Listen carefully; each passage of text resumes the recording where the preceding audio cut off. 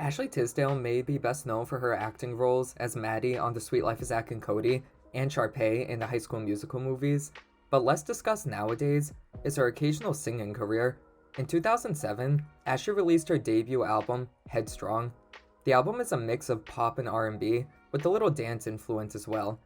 Like many Disney acts, she said she wanted the album to reflect her actual personality and not the characters she played. To be fair, I actually do think the album does a decent job of this.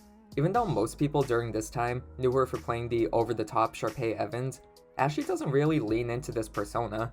Instead, she discusses topics such as relationships, insecurity, and her sudden rise to fame. The most successful song from the album was the second single, He Said, She Said.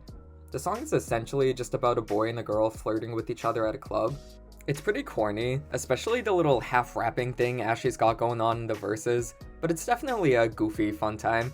It's certainly a time capsule of its era, especially in its production, which was done by J.R. Rodham, who made tons of hits around this time, but also in its lyrics. So Jessica Alba fantastic, instant classic, boys like oh. It's so 2007, it turns my iPhone into a Motorola Q when I play it. The song is actually a lot more provocative than you'd expect from a then current Disney Channel act. And by provocative, I mean Radio Disney had to edit out some of the lyrics to make it less adult. It's not like she was singing I'm a slave for you or anything, but still, she probably had some mothers clutching their pearls when they heard Maddie Fitzpatrick singing this and some of the other album tracks. I'm not exactly sure on this, but I think Ashley was able to get away with this more mature direction since the album was released through Warner Brothers Records, as opposed to Disney's label, Hollywood Records. Hollywood Records specialized in Disney Channel artists, such as Miley Cyrus and Selena Gomez, who were typically marketed toward younger audiences. Ashley's music stands out from her peers for not sounding quite as juvenile. Headstrong isn't really an album you'd instantly associate with the Disney Channel if you just listen to it with no knowledge of who Ashley is. The album was successful, selling 500,000 copies in the US. It's an alright album, but I don't think there's many standouts outside of He Said, She Said. Oh, and Don't Touch the Zoom song, that song's a bop. Ashley's musical career would continue with 2008's Guilty Pleasure. This album was more of a pop rock record, and you could obviously tell by the darker hair and grungy font. Watch out y'all, she's getting edgy. The lead single was It's Alright, It's Okay, a pop rock song similar to Katy Perry and Kelly Clarkson's music from the time. It's a super fun, bouncy throwback to this era of pop rock music, definitely fun to jam along with in the car. The music video even had a premiere in select theaters from April through May 2008. Does anyone remember this happening or going to a screening of it? I don't even remember that being advertised, but apparently she was on the silver screen a few months before High School Musical 3. How nice of her to warm up the theaters before the rest of her castmates got there. The album didn't do as well commercially as Headstrong, which is a damn shame because I think it's way better. I guess it's the pop rock lover in me, but music like this just does something to me. It reminds me specifically of Ashlee Simpson's second album, I Am Me, and believe me, a comparison to Ashlee Simpson is one of the highest compliments I can give. Some of the best songs on Guilty Pleasure include Erase and Rewind, a perfect blend of dance pop and rock, and the song Hair, which actually doesn't sound exactly like the rest of the album. It's a bit more of a playful, animated song about how she loves what her boyfriend does to her hair. Oh my, Miss Ashley. If her last album was PG-12, this one's a solid PG-16. Maybe it's because of her history, but Hair kinda sounds like a song you'd hear in like a Broadway musical. I don't know, it gives lovable side character song energy. Like it's not the most well-known song from the play, but it's the fan favorite that gets everyone's head moving when it comes on. I'm making no sense, am I? I don't watch musicals, alright? It's just the vibe I get. Anyways, Switch is another one of my favorites. It is absolutely infectious, and when it gets stuck in my head, I cannot get it out.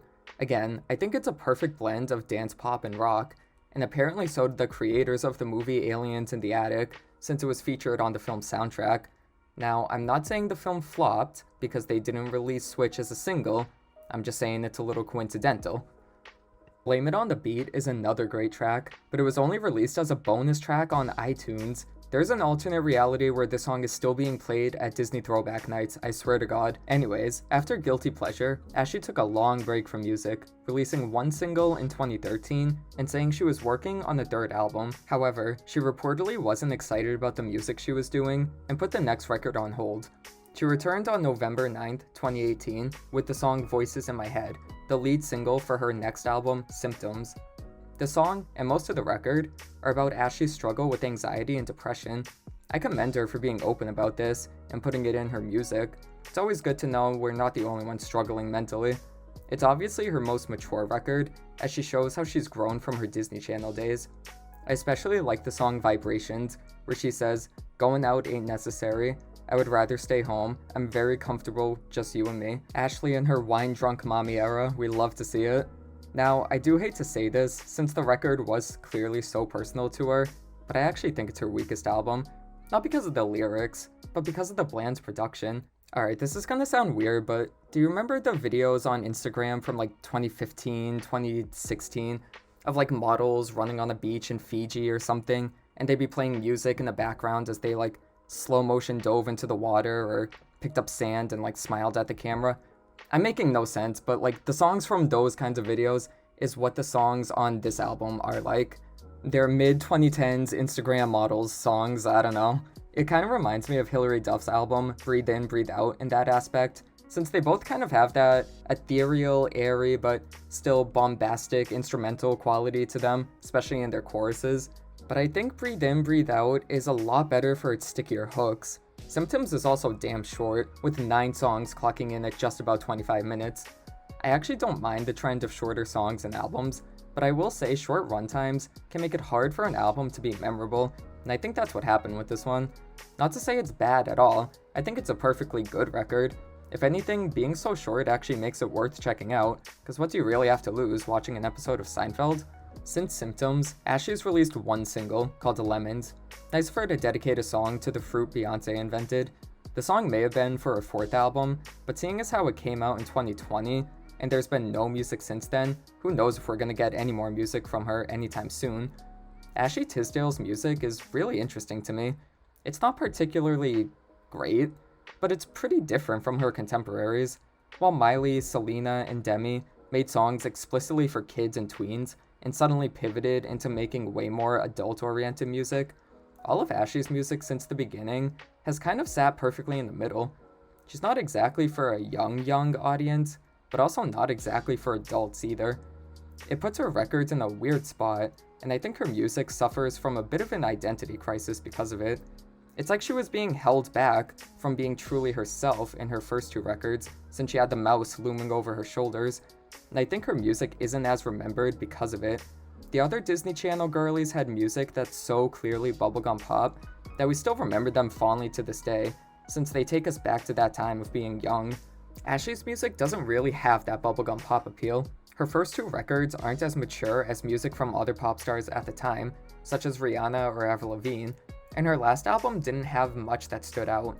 This may be why she never had the same level of success the other Disney Channel stars did, and it makes her music kind of hard to recommend, since it's not anything particularly special. Still, I think there's definitely some golds to be found in her discography, and if there's nothing you like, we can all at least agree that Fabulous was her best song anyways.